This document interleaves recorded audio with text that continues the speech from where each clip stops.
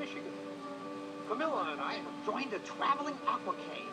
It's not like Broadway, but I have met some good-looking chickens here, and we put together this terrific new act. Ladies and gentlemen, the incredible Enzo! Thank you, Arriba! And you! Hey, you're a wonderful crowd. And now, for today's climactic act, look yonder! I will first make a death-defying leap from the loop-de-loop ramp, spinning and hurtling my body through the flaming circle of doom, and landing comfortably in the imitation leather easy chair, while my chickens do their impression of Tony Bennett singing the William Tell Overture. Please, I must have silence. Are you ready? Thank you, Margaret. Hit it, girls.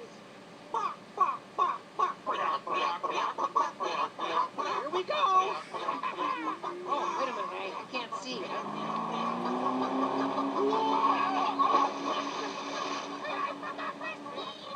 Don't sound like Tony Bennett to me. So everything's going swimmingly.